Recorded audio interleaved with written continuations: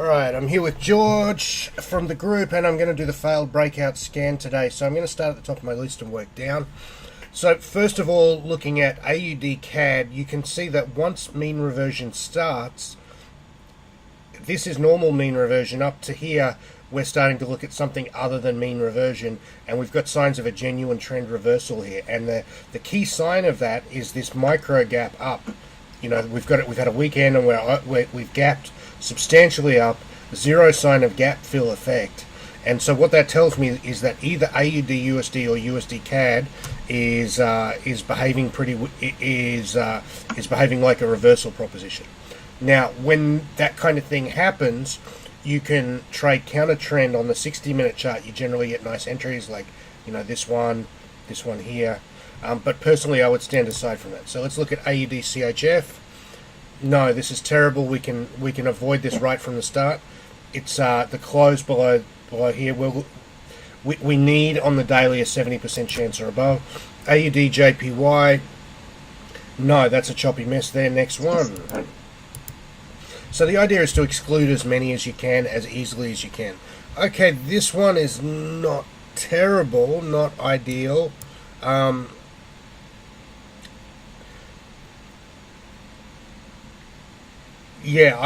So this one is up on the daily, down on the 60, up on the 240, nothing on the 15. No, this does not meet our requirements, so it's one that we'd stand aside. AUD USD is one we want to pay close attention to. No, this is nothing yet. You can see that we have probably a very good short setup here on the daily. So you can see we have a high, lower close, higher close, and if we break this low with a stop there, that's a really nice trade actually. But yeah, sorry, I've got a sell limit at. Maybe you could advise me on this. Where is it? On the AUD USD. Oh, sorry, just a sell limit at 75.51.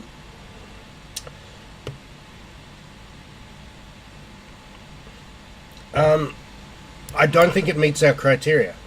The daily is going down, the weekly is going down, the 240 is going up, the 60 is a choppy mess, and the 15 is just starting to turn up.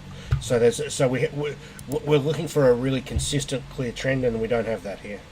Right. Okay. Okay, CAD CHF, we have nothing on the daily. As soon as I personally just look at the daily initially, and if the daily is wrong, it can't be a setup.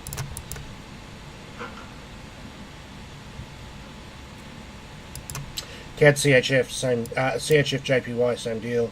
Euro Aussie. Okay, this one's a little better, not perfect, but a little better. Okay. You can see the daily we have a strong and smooth trend. It's been thrown out by the gap up, so we have potential mean reversion starting, and I think this is a very important point to start. Is that if you look at when mean reversion starts, so we have a trend here, mean reversion starts, it goes for a couple of days. We have a trend here, mean reversion starts, it goes for a couple of days. So trends go. And what causes mean reversion is people desiring to bank profits, right? Yep. So if you've got, you know, let's say you were short from here all the way to here, you're thinking, no, it's still good. You get this bar and you think, oh, wow, I better bank some profits, and that banking the profit drives the price up. But it's not real selling, it's just profit taking, and it takes over. So the longer a trend goes without a retracement, the more likely it is for mean reversion to happen. So here we have this big move from here all the way down to here. There's a hell of a lot of open profit. At some point, this is going to come back at least to here and then keep going, or at least to here and then change into a trading range. I'm very concerned by this gap up. What I want to see is it keeping going. To me, that gap up ruins the trade, and I think that's an important. I think that's an important thing that we're now looking at something other than what we thought we had. So EuroCAD, we've already got mean reversion starting, and you can see we've got a strong gap up and go with no gap fill effect on the EuroCAD daily. I would stand aside from that as well. So Euro CHF, a big gap up, And so what we're seeing is actually something really important to notice is that you get your biggest gaps on a Monday morning or a Sunday night for FX, right? Yeah. Why is that? What causes gaps? Gaps are caused by strong emotion. So over the weekend, people have the time to look at their charts, to look at their positions. They either get scared or don't get scared, or they decide to bank profits, or they decide to follow the trend.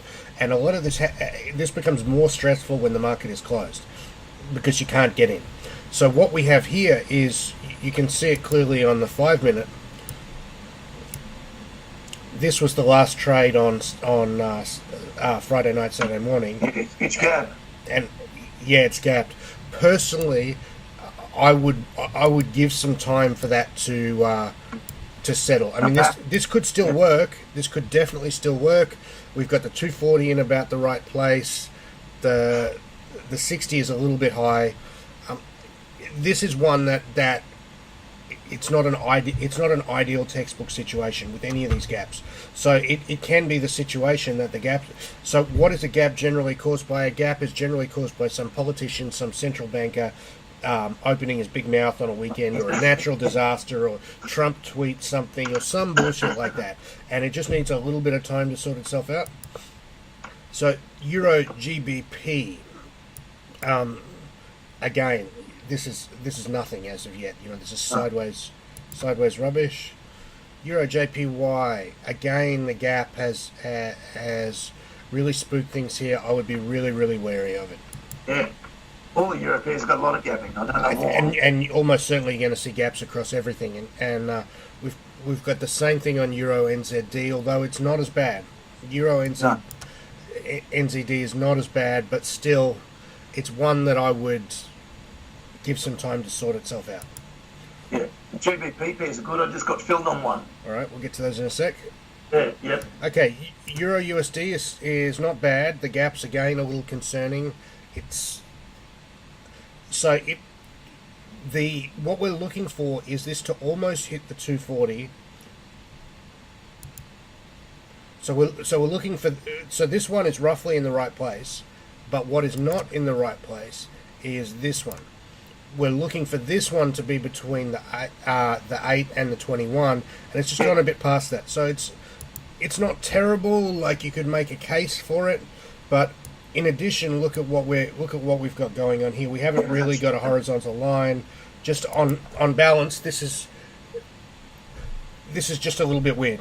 GBP. I'm sticking to what you talked the other week. If it looks good on the daily, I go across to the 4-hourly, close to the 8 EMA, not bad.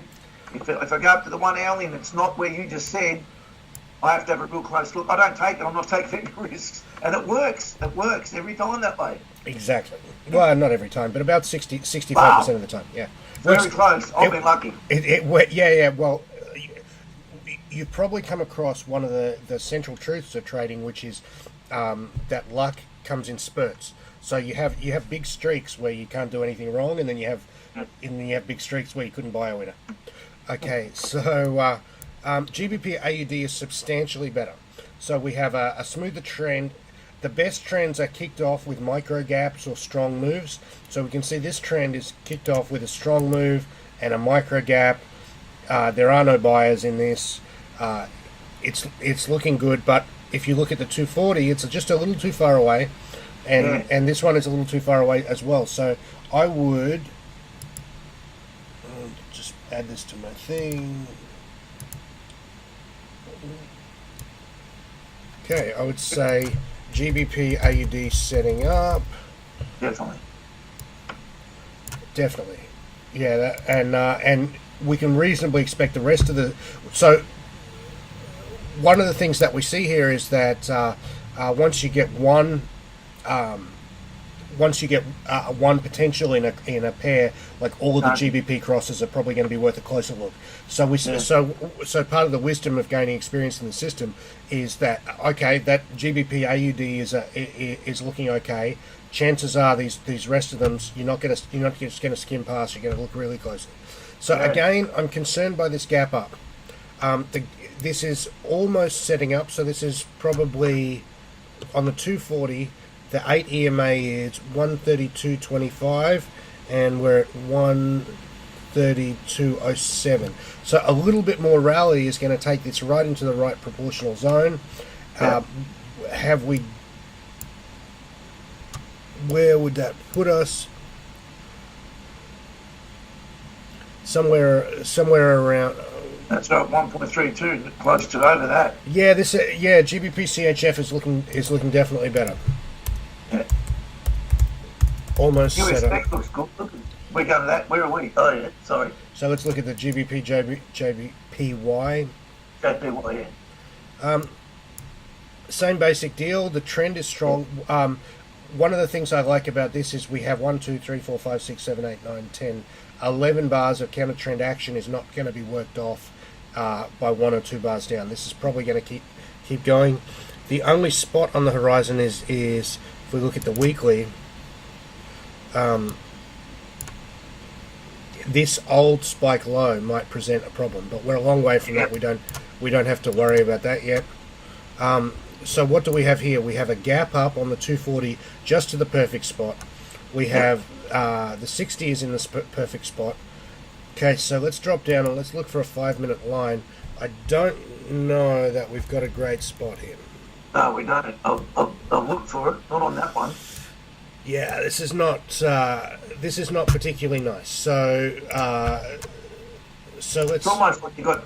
Sorry, it's almost like you got support and resistance on the same line there. That's why. Exactly so. So GBP JPY, the 5-minute not ideal. Now, what does it mean when we say that a 5-minute is not ideal? We've got no obvious support and resistance. So what we're looking for is we're looking for something very bullish on the 5-minute and very bearish on all the other time frames. I think we just need to give this one some time to sort itself out.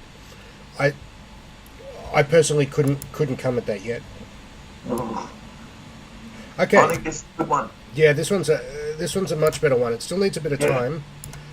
This is a bit. So we have a break and a close below the previous low, indicating that after some retracement, it's probably going to keep going. So we're looking for somewhere up to around here, which is probably going to take this to around here. GBP USD is setting up really nicely. So an important thing to notice for people watching this later is that once you get one, we've got GBP AUD, GBP CHF, GBP JPY, GBP USD all setting up really nicely today. Those are the ones we're looking at. We're following the GBP crosses today. Okay, this one, NZD JPY, no good with the gap up. It's almost, if not breaking the daily high. That's going to be rubbish. So, sorry, Scott, did you do GBP NZD? Because I thought that's setting up nicely. Did you do that? No, I didn't. I don't. You don't. Okay. Interactive Brokers doesn't let you trade that one. Okay, no problem. But let's take a look at it. Okay, yeah, this one's also setting up nicely. This one's setting up nicely. It needs a bit more time. This one needs to be about here, but yeah, I think it's. I think that's going to set up later in the day. Coming along, yeah. Yeah, for sure.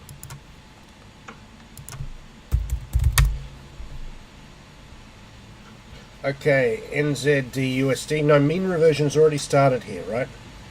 So, how can you trade these mean reversion plays once they've already started? You can look for a retest pattern on the daily chart. So, the way to trade this one is to go significant high, one or more lower closes, one or more higher closes. Look, I've got to get rid. I've got stuff on the screen. I can't see your hide screen. Is that me or is that you? Oh, hold on. That's you. Done? Oh, no, it keeps popping up. I don't know how to get rid of it. It's okay. Oh, it's gone. That's it. Gotcha. Right, we're good. Okay, so the way to trade this one, this is not the failed breakout system. We're looking for a retest after. We're looking for a short setup after a long setup. So you can see the long setup here. We have a significant low, higher close, lower close, and longs are in the market from here. So until here, this is normal mean reversion. Longs are in the market So what are we looking for? We're looking for a break below this daily low would get us short with a stop above here. That's a perfectly acceptable mechanical trade. It's not something I would be looking at on the fail breakout today. The rest of this is just not good. USD CAD. Okay, this is nice on the daily, nice on the weekly. 240 is a little bit too far, and the 60-minute isn't quite pulled back yet. USD CAD is definitely worth a look. USD CAD is definitely setting up for later, and USD CHF. No, this is not good at all. USD JPY. Again, not good at all. It's all inside their moving averages now. Okay, so what do we have? We have all of the GBP crosses, and we have USD CAD. That's looking quite